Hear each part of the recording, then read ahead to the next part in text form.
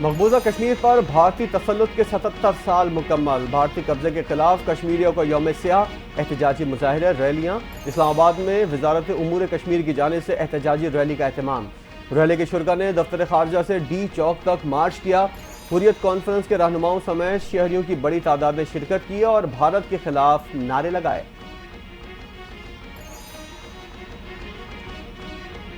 اکتوبر 1947 کو بھارت کا جموں کشمیر پر جابرانہ قبضہ۔ 27 اکتوبر یوم سیاہ، یوم یکجہتی کشمیر۔ اسلام آباد شارع دستور پر ریلی کا انعقاد۔ شہریوں، سول سوسائٹی کے ارکان اور طلباء و طالبات کی شرکت۔ ریلی کے شرکاء کی کشمیر کی آزادی کے حق میں بھارتی قبضے کے خلاف نعرے بازی۔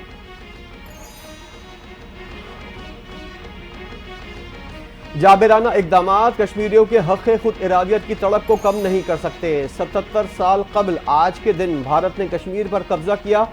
وزیراعظم شہباز شریف کا یوم سیاہ کشمیر کے موقع پر پیغام۔ کہا بھارتی قابض افواج کشمیریوں پر ظلم ڈھا رہی ہے، کشمیری عوام کی قربانیاں رائے گاہ نہیں جائیں گی۔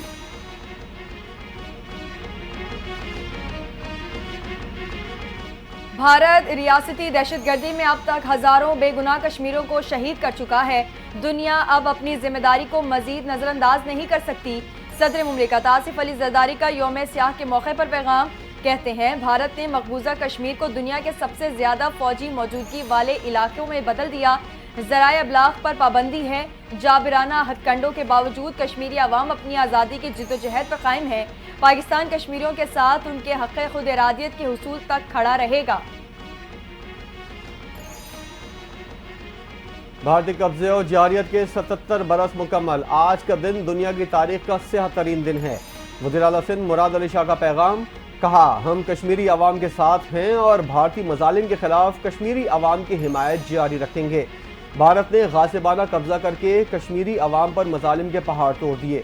بھارت نے سازش کے ذریعے کشمیر پر اپنا جابرانہ قبضہ جمایا اور مسلمانوں کا قتل عام کیا، جس کے خلاف ہر مہذب معاشرے کو آواز بلند کرنی چاہیے۔ بھارتی جبر کے خلاف اقوام عالم کو بھارت پر دباؤ ڈالنا چاہیے۔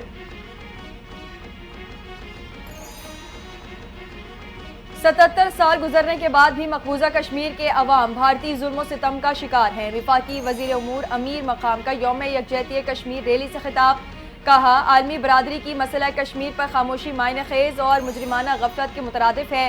کل جماعتی حریت کانفرنس کے ڈپٹی کنوینر محمد فاروق رحمانی نے کہا بھارت تمام تر ہتھ کنڈوں کے باوجود کشمیری عوام کو جھکا نہیں سکی۔ بھارت کالے قوانین کے تحت حکمرانی کر رہا ہے۔ کشمیر کا دوسرا مطلب صرف اور صرف قربانی۔ کشمیریوں کی آواز سنیں جو دنیا بھر میں دبائی جا رہی ہیں۔ یوم سیاہ کشمیر پر مشال ملک کہتی ہیں کشمیری اور فلسطینی آج بھی اپنی جنگ نہتے لڑ رہے ہیں۔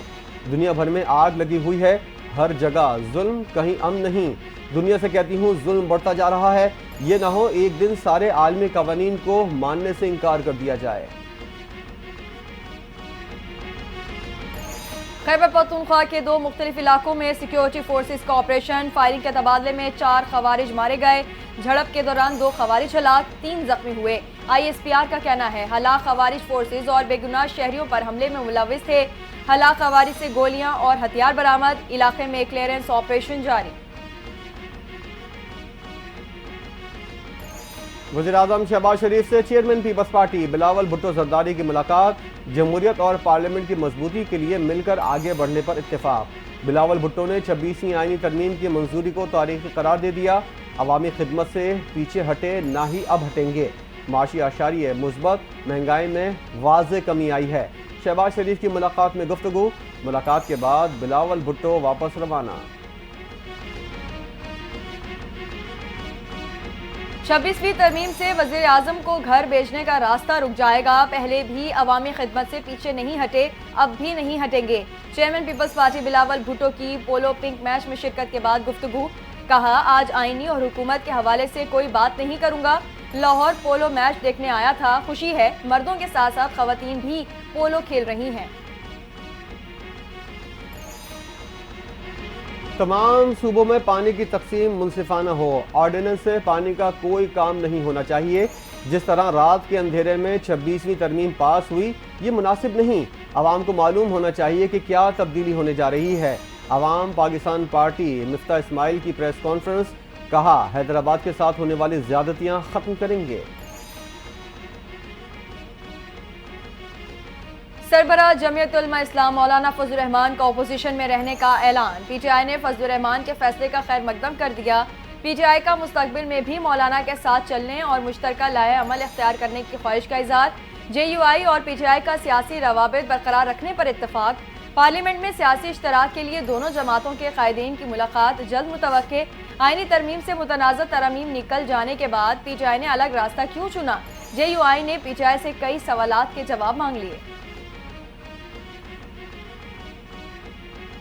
بانی پی ٹی آئی کی رہائی کے لیے اسرائیلی لابی متحرک، وہ ہمیشہ غیر ملکی مداخلت پر بھاشن دیتے رہے۔ بانی پی ٹی آئی کو ریلیف دلانے کے لیے دنیا بھر میں کوششیں کی جا رہی ہیں۔ شرجیل انعام میمن پھٹ پڑے، کہا کراچی کے شہریوں کے لیے حکومت سندھ کی جانب سے اہم بڑا منصوبہ B R T yellow line منصوبہ شروع کیا جا رہا ہے۔ ہماری کوشش ہے شہریوں کو سستی اور بہترین ٹرانسپورٹ فراہم کی جائے۔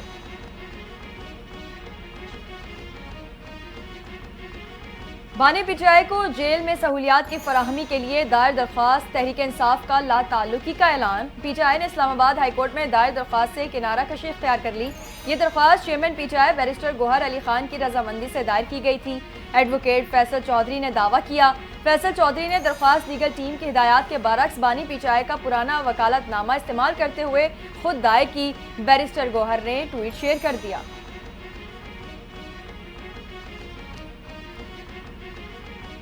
شدت پسندی اور دہشت گردی کے خاتمے کے لیے سب کو کردار ادا کرنا ہوگا۔ ملک کی ترقی اور قیام امن کے لیے ہمیں متحد ہونا ہوگا۔ گورنر خیبر پختونخوا فیصل کریم کنڈی کا تقریب سے خطاب، کہا اسلام میں علم کے حصول کی بڑی اہمیت ہے۔ ترقی کے لیے جدید علوم کا حصول ناگزیر ہے۔ نوجوانوں کو علم کے حصول پر توجہ دینی چاہیے۔ آگے بڑھنے کے لیے مذہبی ہم آہنگی کا فروغ ضروری ہے۔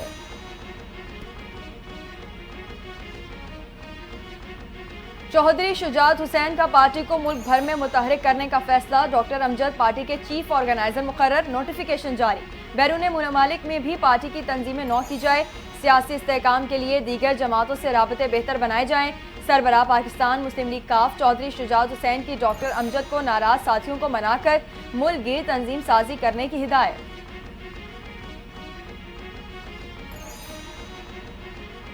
کے پی کے عوام کو لائف انشورنس فراہم کرنے کا انقلابی منصوبہ منظور، مشیر اطلاعات پختونخوا بیرسٹر سیف کا اعلان۔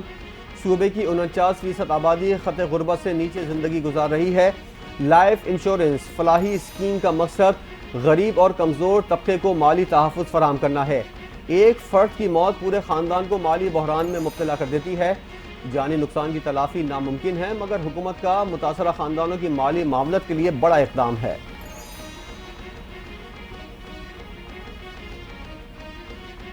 پاکستان آئی ایم ایف کی 3 بڑی شرائط پوری کرنے میں ناکام۔ آئی ایم ایف معاہدے کے تحت صوبوں کو رواں مالی سال 1217 ارب کیش سرپلس دکھانا ہے۔ صوبائی حکومتوں نے 184 ارب روپے ٹیکس اکٹھا کرنا تھا۔ صوبائی حکومتیں ہدف سے 16% زیادہ تجاوز کرنے کے باوجود کیش سرپلس جنریٹ نہیں کر سکی۔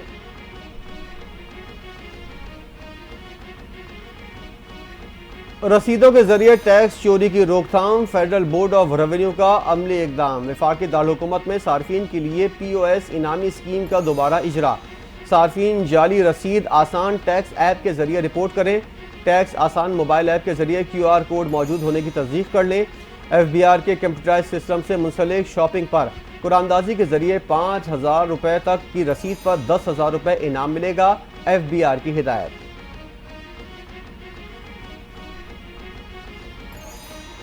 لاہور کے ایئر کوالٹی انڈیکس میں خطرناک حد تک اضافہ، فضائی آلودگی کے اعتبار سے لاہور نے دنیا بھر کے شہروں کو پیچھے چھوڑ دیا۔ آج باغوں کے شہر لاہور کا AQI 696 پر جا پہنچا۔ لاہور میں بڑھتی فضائی آلودگی سے شہری متعدد بیماریوں کا شکار۔ طبی ماہرین نے اسموگ کے مضر اثرات سے بچنے کے لیے شہریوں کو ماسک کے استعمال کی ہدایت کر دی۔ اسموگ سنجیدہ خطرہ ہے، ہنگامی اقدامات ناگزیر ہو گئے ہیں۔ دنیا کا آلودہ شہر بنانے والی 4 فیکٹریاں مسمار کر دی گئیں۔ وزیر اطلاعات پنجاب عظمہ بخاری کا اسموگ سے متعلق بیان، کہا لاہور سمیت پورے پنجاب کو اسموگ فری بنانے کے لیے ایکشن لینا پڑے گا۔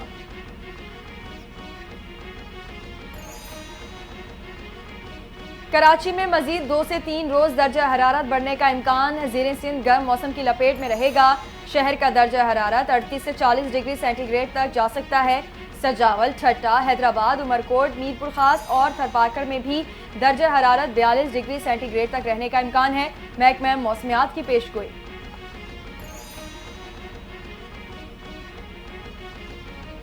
خیبر پختونخوا میں 5 روزہ انسداد پولیو مہم 28 اکتوبر سے 2 مرحلوں میں شروع کی جائے گی۔ پولیو مہم کے لیے ورکرز کی 40,000 سے زائد ٹیمیں تشکیل۔ پہلے مرحلے کے دوران بنوں، شمالی اور جنوبی وزیرستان، مردان، کوہاڑ سمیت 33 اضلاع میں مہم چلائی جائے گی۔ 5 سال سے کم عمر کے 72 لاکھ بچوں کو پولیو سے بچاؤ کے قطرے پلانے کا ہدف مقرر۔ پولیو ٹیموں کی حفاظت کے لیے 8,000 سے زائد ایریا انچارج اور سیکیورٹی کے لیے 50,000 اہلکار تعینات۔ دنیا بھر میں احتجاج، اقوام متحدہ اور انسانی حقوق کے اداروں کی اپیلوں کے باوجود غزہ پر اسرائیلی دہشت گردی جاری۔ گزشتہ 24 گھنٹوں کے دوران خواتین اور بچوں سمیت مزید 30 فلسطینی شہید، درجنوں زخمی۔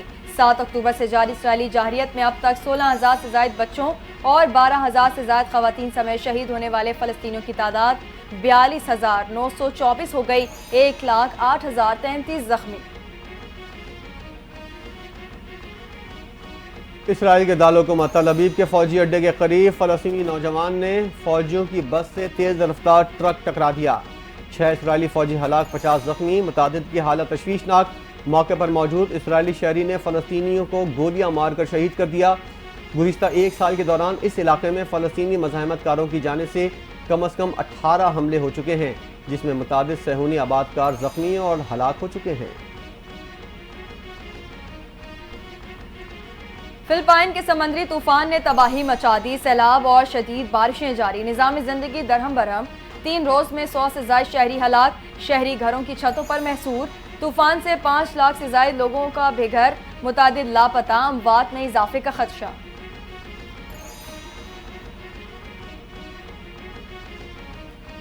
پی سی بی نے دورہ آسٹریلیا اور زمبابوے کے لیے قومی اسکواڈ کا اعلان کر دیا۔ آسٹریلیا کے لیے بابر اعظم، شاہین آفریدی، نسیم شاہ کی واپسی۔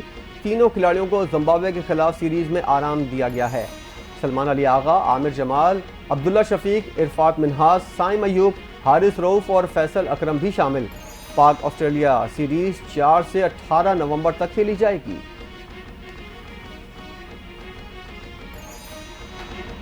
اور محمد رضوان ون ڈے اور T20 کے لیے قومی ٹیم کے کپتان، سلمان علی آغا نائب کپتان مقرر۔ Chairman P C B Mohsin Naqvi نے پریس کانفرنس میں اعلان کر دیا، کہا بابر اعظم کھیل پر توجہ دینا چاہتے ہیں، کپتانی کی ذمہ داری پرفارمنس میں رکاوٹ ہے، ہم سب کی خواہش ہے بابر ماضی جیسی پرفارمنس دیں۔